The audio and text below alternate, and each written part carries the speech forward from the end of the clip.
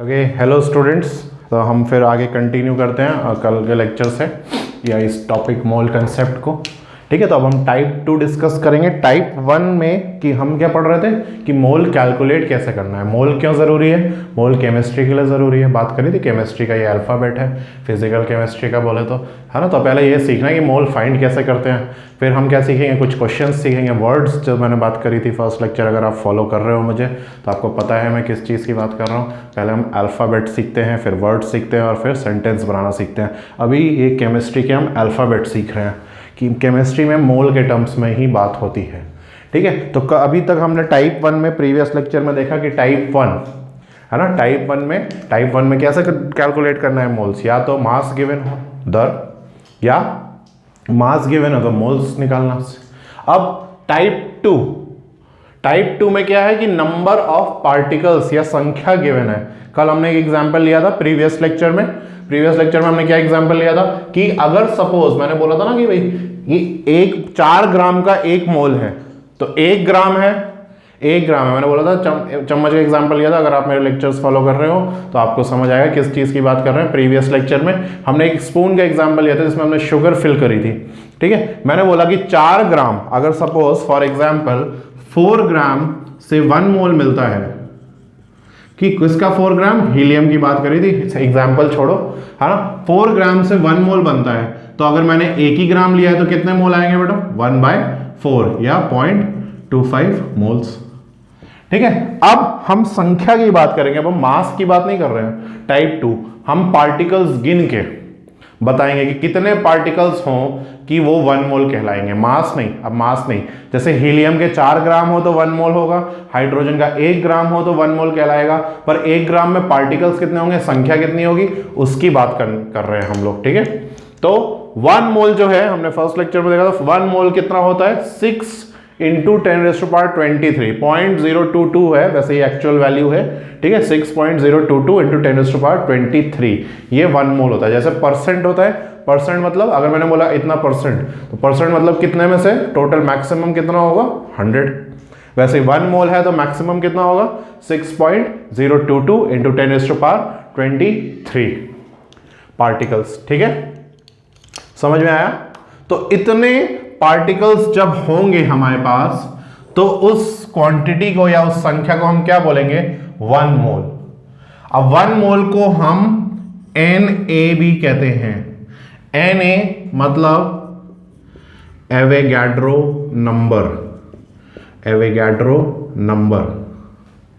ठीक है, इससे भी डिनोट करते हैं, क्योंकि बार बार इतना बड़ा वैल्यू लिखने से बढ़िया है सिंपल एक Na लिख दो। जैसे बार बार परसेंट 100 लिखने से बढ़िया क्या है, ये लगा देते हैं। वैसे ही बार बार वो लिखने से बढ़िया क्या है, हम Na लिख देंगे। Na स्टैंड्स फॉर, Na का मतलब क्या है, एवोगाड्रो नंबर। एवोगाड्रो साइंटिस्ट का नाम है जिसने ये संख्या डिस्कवर करी थी कि इतनी संख्या पार्टिकल्स की हो तो उसको 1 मोल बोलेंगे। ठीक है, एवोगाड्रो साइंटिस्ट का नाम है। सब चीज़ का डेरिवेशन है, वो आगे आने वाले चैप्टर्स में हम सब करेंगे। अभी बस जो जैसे बोल रहे हैं वो बेसिक्स पढ़ रहे हैं। ठीक है बेटा, ये ठीक है। तो अगर मेरे पास किसी भी चीज के इतने पार्टिकल्स हैं तो वो 1 मोल। सपोज इतनी चेयर्स हैं तुम्हारे पास, तो वो कितनी क्या कहलाएंगी, 1 मोल चेयर्स। इतने शुगर के क्रिस्टल हैं, इतनी चॉकलेट्स हैं, इतने पेन हैं, इतने पेंसिल है। और केमिस्ट्री की बात करें तो इतने electrons, protons, neutrons, atoms, molecule, परमाणु, आयन, कुछ भी, तो वो 1 मोल कहलाएंगे।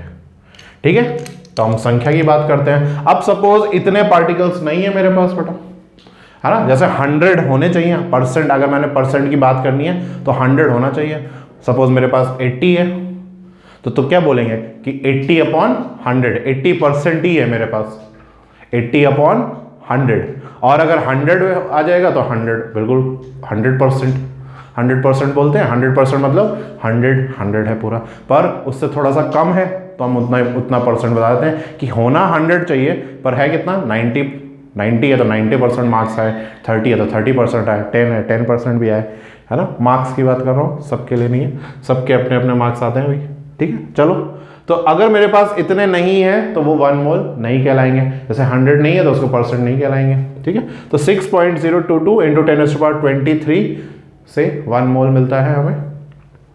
तो एक पार्टिकल में कितने मोल हो, वही कन्वर्जन वाली बात आ गई। अब देखो भाई, अब थोड़ा सा कंसेप्ट अप्लाई करना पड़ेगा जो साइंस में है, शुरू है थोड़ा, है ना। थोड़ी सिंपल कैलकुलेशन है, इससे ही हमारा डेवलपमेंट होगा कंसेप्ट्स का, कि क्या है कि बड़ी क्वांटिटी से छोटी क्वांटिटी का कन्वर्जन। कल हमने देखा था भाई थोड़ा सा, जैसे 1 kg में 1000 ग्राम होते हैं, 1 kg में 1000 ग्राम होते हैं, पर 1 ग्राम में कितना kg होता है बेटा, 1/1000 या 10⁻³ kg। ये किया था हमने।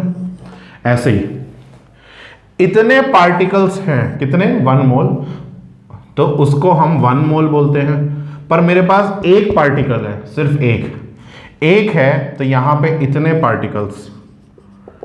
पार्टिकल्स को हम 1 मोल कहेंगे। तो 1 पार्टिकल, तो ये क्वांटिटी कहां चले जाएगी बेटा, 1 के लिए कितना मोल होगा, तो ये इधर आ जाएगा, है ना। उस साइड ले जाएंगे तो डिवीजन में आएगा। तो 1 पार्टिकल में कितने मोल्स होते हैं बेटा, 1/6 × 10⁻23। मैं 6 ही बोलूंगा, ये हम इग्नोर कर सकते हैं, छोटी क्वांटिटी है, ठीक है।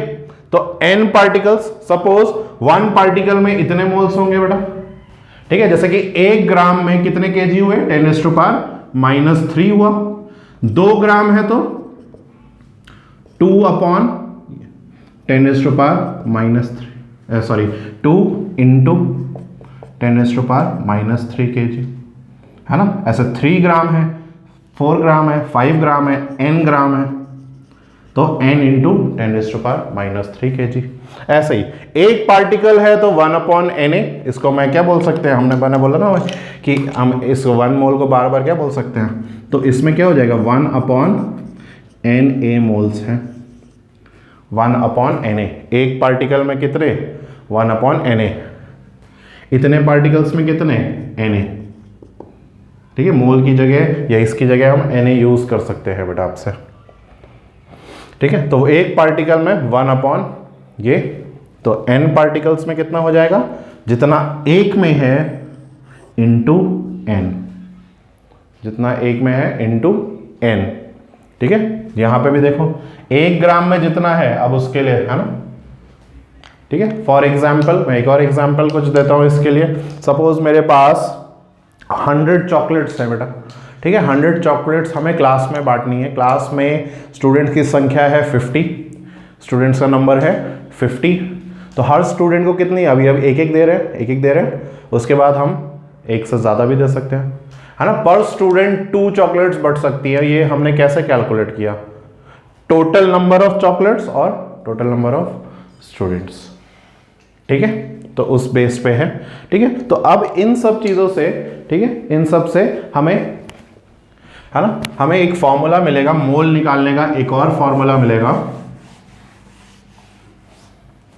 ठीक है। सेकेंड टाइप से हमें एक और फॉर्मूला मिलेगा to calculate number of moles.